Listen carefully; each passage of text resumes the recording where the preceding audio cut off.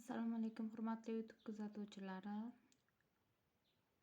3-sinf matematika 138-mavzu takrorlash mavzusidan uyga vazifalarni ko'ramiz. Uyga vazifa 6-misol 7-masala.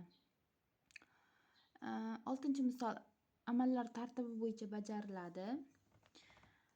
Birinchi misolimizda birinchi ish bo'lish, havasda ichidagi bo'lish, ikkinchi ishimiz qo'shish, uchinchi ishimiz 14 ga ko'paytirish, to'rtinchi ishimiz 7 ga bo'lish.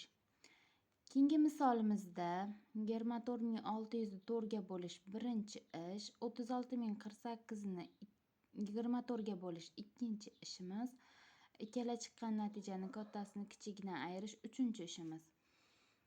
Keyingi misolimizda birinchi ishimiz bu yerda bo'lish, 47500 ni 50 ga bo'lish, ikkinchi ishimiz 89083 dan mana bu yerda chiqqan natijani ayirish, uchinchi ishimiz qo'shish 20511 ni.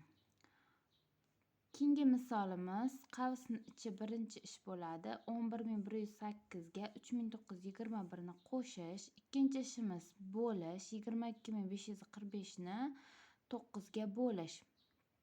Ikkinchi ishimiz chiqqan natijalarni ayirish, uchinchi ishimiz.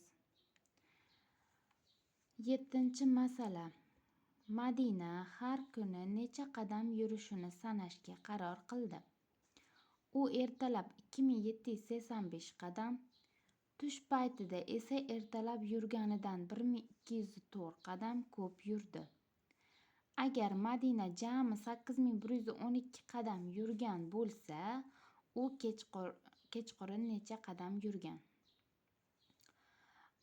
Ertalab 2785 qadam ekan. Buni yechish, birinchi ishimiz 2785 qadam, tushlikda esa bundan ertalab yurganidan 1204 qadam ko'proq yuribdi. Shuning uchun 2785 ga 1204 ni qo'shib olamiz. Demak, natija 3989 qadam. Bu tushda yurgan qadami. Endi biz kechqurun qancha qadam yurganini topib olish uchun jami bir kunda 8112 qadam yurgan. Shuning uchun ertalab yurganini tushda yurganiga qo'shib turib jamidan ayiramiz. 2785 qadam ertalab yurgan edi, 3989 qadam tushlikda yurgan. Ikkalasini qo'shsak 6774 qadam bo'ladi. Keyingisida mana jami yurgan, bir kunda yurgan qadami 8112 dan 6774 ni ayiramiz. 1338 qadam qoladi. Demak, javob kechqurun 1338 qadam yurgan. Javobga 1338 qadam deb qo'ysangiz ham bo'laveradi. Yoyib yozsangiz ham bo'ladi. Xo'p, e'tiboringiz uchun rahmat. Video foydali bo'lgan bo'lsa, obuna bo'lib, like bosib qo'yishni unutmang.